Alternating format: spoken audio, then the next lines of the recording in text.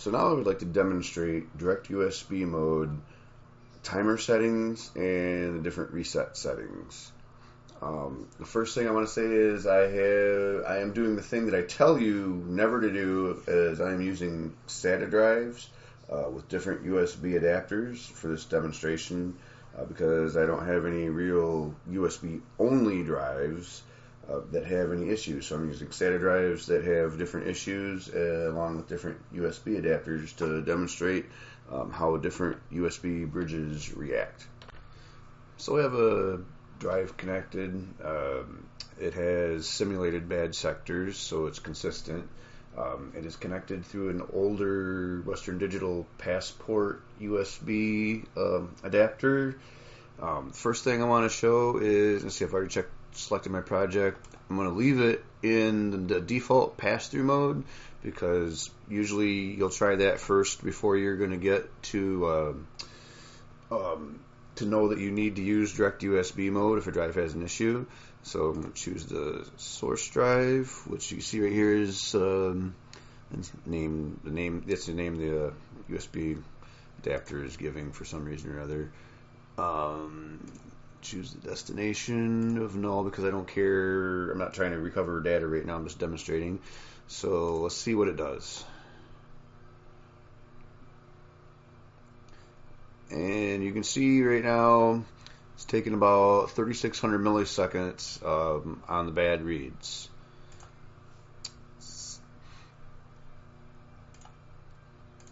Now, something I found, it is very bad to try and change modes without closing and reopening HDDSuperClone. Because we're just going to try it. I'm going to try to connect to the source, and it's just not going to work. So if I close the program, reopen it, open my project back up, change. Now I select the mode, choose the source. Now it's happy. It's even giving me the model and serial number of the drive itself. No, for the destination. I haven't changed any settings yet, so it still should be doing the same thing because the timeout is set at like 8,000 milliseconds, so it's not going to hit that at 3,600. So here's an example. Now we want to try to get this to read faster. Just to say we know if we go over, say, so many, 500 milliseconds, we want to just do a reset on it and then continue to read and hopefully save a bunch of time instead of sitting there dwelling on the bad sectors. So I'm going to go in the timer settings.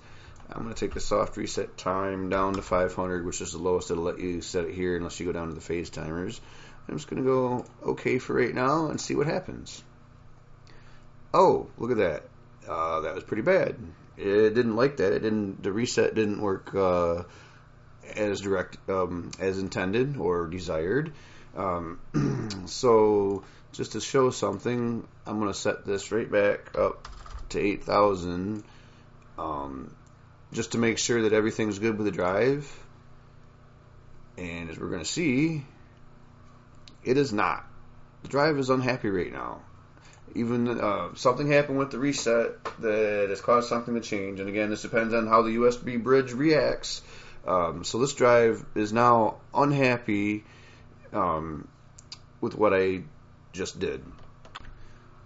Okay, so now I'm going to unplug the drive because I don't have a relay on it at this moment. Plug it back in. I'm going to wait. We'll see it show up over here because it's got a readable partition on it. So there it shows up. So if I go to connect, I'm sure it's going to tell me it can't. Oh, it did.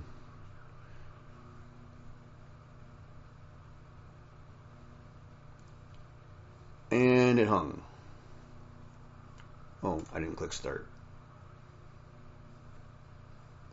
Silly me. Alright, so it's back to being operational again. So I'm going to stop this.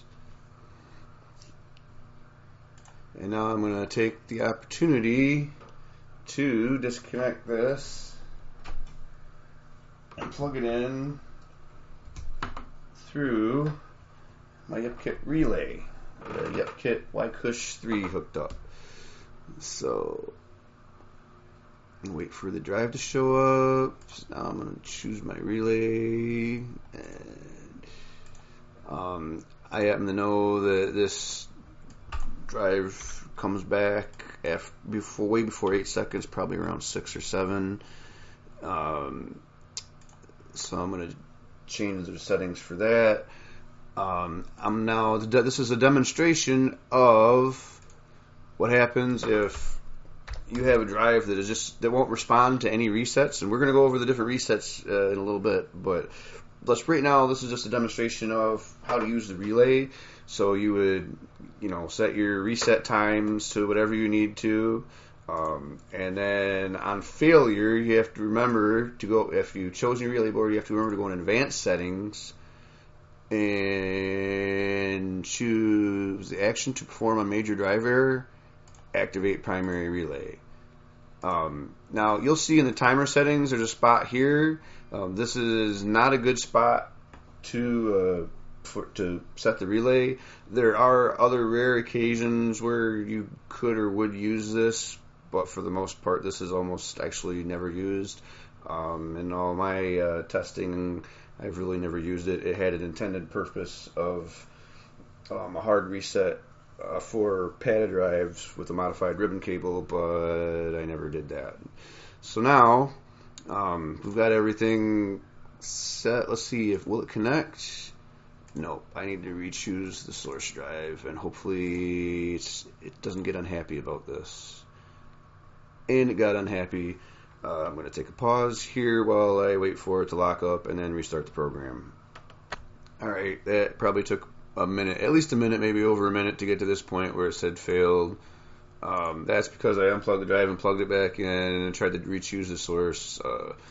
HDDSuperClone is just not happy sometimes when doing that. If you ever have an issue where it just locks up when trying to work with a drive where you just power cycled it or anything like that, especially in direct USB mode, it's a relatively picky mode. So now we choose our source again, and it should be happy, and it is. Destination of null, verify. I probably have to re-choose my relay because I just restarted the program. Did it save my settings? It did save those settings. Did it save? It saved that setting. Okay. So we should be good for a test. So start.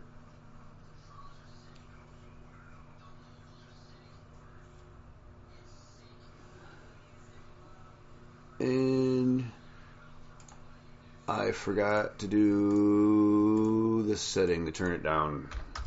I forgot to do that setting. So now it's going to do the reset. And this will simulate what would happen if you can't find any resets that would work, or it would just take, like, the resets take way too long, like 30 seconds or a minute, or, the drive hangs for a long time. This right now is every time the drive gets to a point where it would give you an error message that says it can't read anymore. Instead of giving the error message, it's power cycling the drive. If you listen carefully, you can hear the drive reset. Wait. Did you hear that? That actually sounds pretty hard on the drive. For some reason or another, when I just unplug the drive from the computer and plug it back in, it doesn't make that horrible noise, but when it's power cycled through the up kit, it makes a nice head click noise where it's slamming the head up against the stop. So I'm going to stop this now and move on to something different. So now we're going to try and figure out what reset setting this likes. We've still got our soft reset time set down to 500 milliseconds. We're down here, and these are our USB reset choices for direct USB mode. By default, the USB bulk reset is enabled, and the USB port reset is enabled. Honestly, I'm not sure how often this USB port reset actually works. It's a last ditch effort. If there's a communication issue, it tries to reset the port. I had some success with this, I think, under different conditions, but for the most part, all it does, if it fails, it just takes a long time before it fails. So we might as well just uncheck this. We already know that the bulk reset isn't working, so we're just going to disable that and enable the soft reset. Now, the soft reset and the hard reset only work for ATA drives, meaning drives that would have normally been SATA, but they're USB only. There's a USB bridge connecting them to the SATA internals of the drive. Every one of these resets also performs a bulk reset. It's because it's just necessary. So anytime you enable any one of these other resets, just disable the bulk reset. And a lot of times it's better to pick one reset that works, although it will move on to the next reset. So we're going to try soft reset just to see what happens. So connect, start. It's already not looking good down there.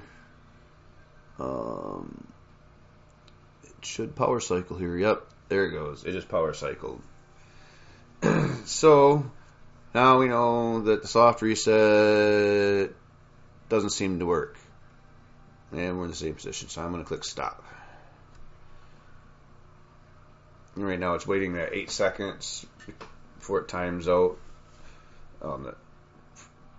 for the last reset. That's it. I'll show you that value. That's what was taking so long, and it should stop now that I click stop. What it was waiting for is this last timeout right here, the 800 or 8,000 milliseconds.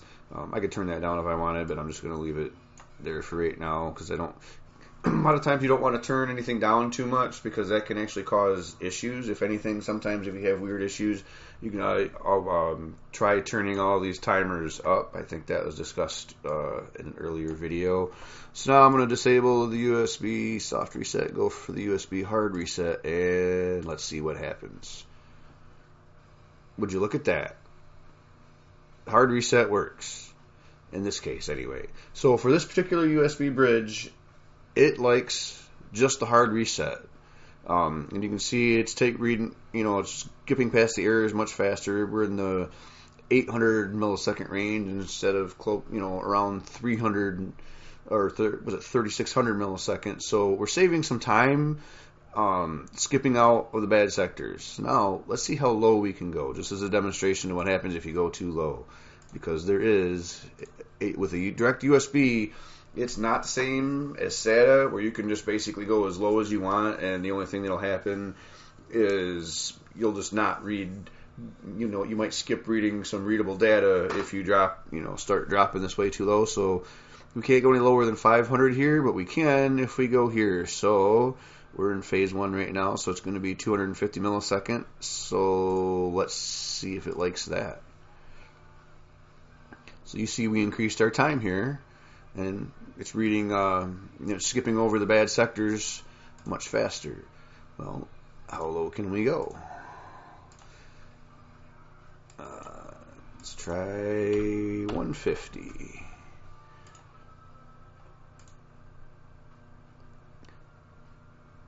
And that seems to be working too. We gained a little bit of time. It's still reading. So what happens if we go down to 100?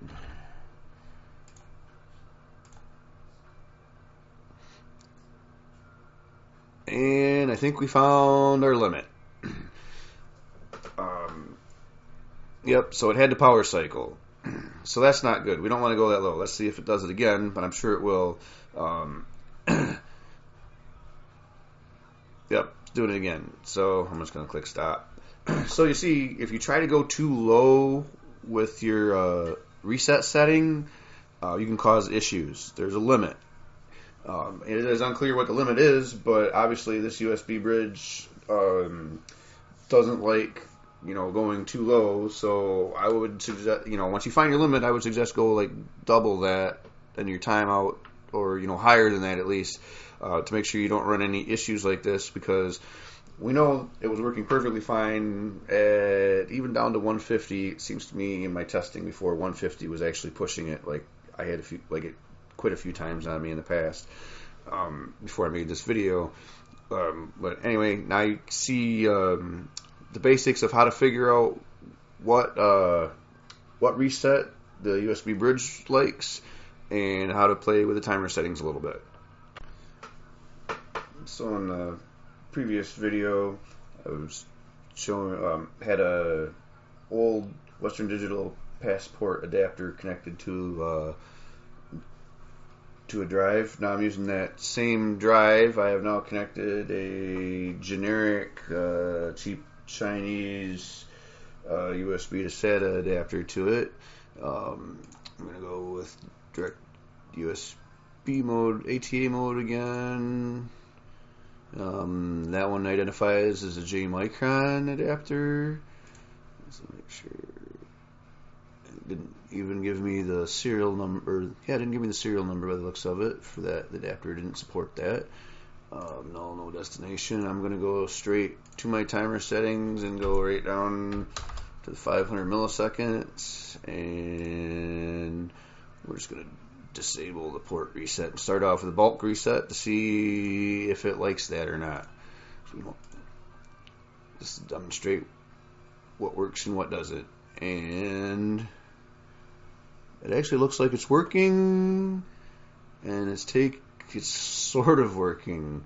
It's taking a long time though. It's not taking the 3600. It's interesting that it's shortening it, but it's still taking around 3100. So let's change our reset and see what we get. So disable the bulk. Let's start with a soft and see what happens. Yeah, waiting for it to get to a bad spot.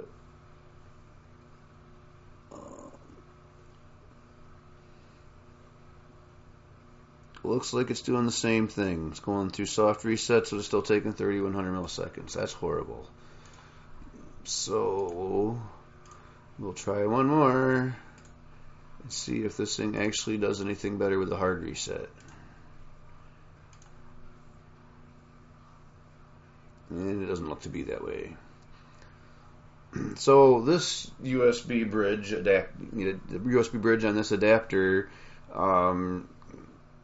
shows you that sometimes you might run into a drive, and because it's entirely possible, you never know what the drive is going to have internally for a USB bridge. Hopefully not this cheap Chinese thing, whatever's in this, but we can't get better than 3100 milliseconds, whereas you saw with the previous adapter we got it down to 800 milliseconds using the same timer settings. So not all USB bridges are the same. So now I've got that same drive hooked up to a Sabrent USB to SATA adapter. We're going to see, it also shows a J micron. But look at that, it actually populated the serial number that time. Destination, no, we're going right back to the timer settings and dropping that down to 500. Go back down here. We're just going to start out with bulk reset and see what happens. And that's doing pretty good. 40 milliseconds in the 600 millisecond range. So that shows that the drive is responding to resets and resetting the drive instead of waiting the 3600 milliseconds. So let's just see. Just curious, we know what the soft reset does. Wrong settings. Let's see. Does it? Well, that was the bulk reset. Does it like the soft reset any better?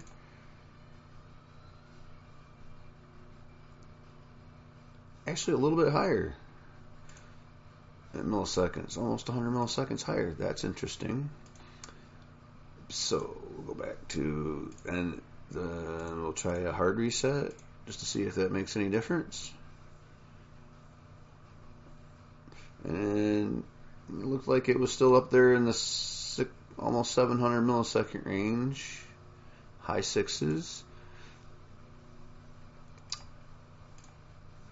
So this one actually likes the bulk reset a little better. Let's see if that's consistent. A little bit lower in the 6s than doing the other resets. So the actual USB bulk reset, which is performed anyway, it's doing what it needs to do to the drive. It's sending a hard or soft reset or whatever it's doing in this case. So as you can see, this USB adapter responds very well for what we desire. So now I'm on to the last adapter. This is my Sabrent USB docking station. It's my favorite adapter actually, and you can see this one has a different USB bridge, or at least that's how it identifies itself differently. You can see it also did give the serial model and serial number. Settings, we're going to go back in and make sure, because I've restarted everything all over again. Make sure we get 500 second soft reset time, and we're just going to go with a bulk reset and connect and start and see what we get. So we're in the mid to high, the 600 millisecond range, which is about what we were with the previous Sabrent adapter. Just curious, let's see what happens if we disable that and go with just a soft reset.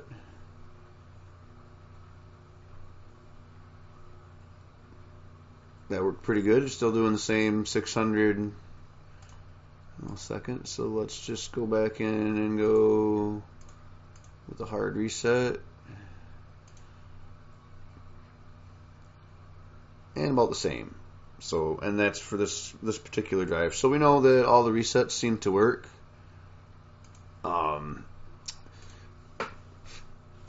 So anyway, that just shows a little bit of difference in how some USB bridge adapters work. Your mileage may vary.